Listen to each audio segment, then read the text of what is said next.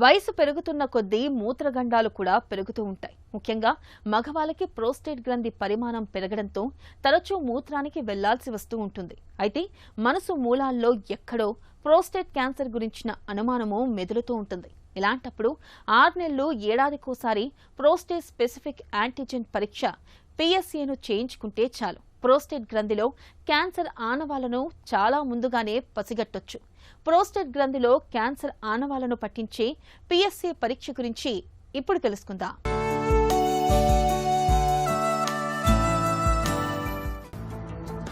Prostate cancer జీవితపు ఆఖరి మజిలీలో పురుషుల పాలిట ప్రాణాంతకంగా పరిణమిస్తూ ఉంటుంది.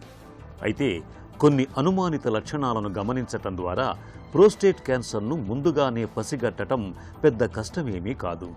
తరచూ మూత్రానికి వెళ్లాల్సి వస్తున్నప్పుడు, మూత్ర విసర్జనలో మంట, మూత్ర విసర్జనకు చాలాసేపు పట్టడం, రాత్రి వేళల్లో ఎక్కువసార్లు మూత్ర విసర్జనకు లేవాల్సి రావటం, ధార తగ్గటం, మలి వయసులో ఇవన్నీ ప్రోస్టేట్ గ్రంథిలో అనారోగ్యాన్ని పట్టి చెప్పే అనుమానిత లక్షణాలు.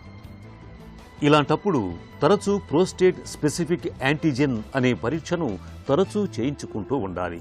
రక్తంలో PSA శాతాన్ని బట్టి ప్రోస్టేట్ గ్రంథిలో క్యాన్సర్ ఆనవాళ్లను ముందుగానే గుర్తించి తగిన చికిత్సతో పాటు నివారణ చర్యలు తీసుకునే అవకాశం మనకు ఉంటుంది.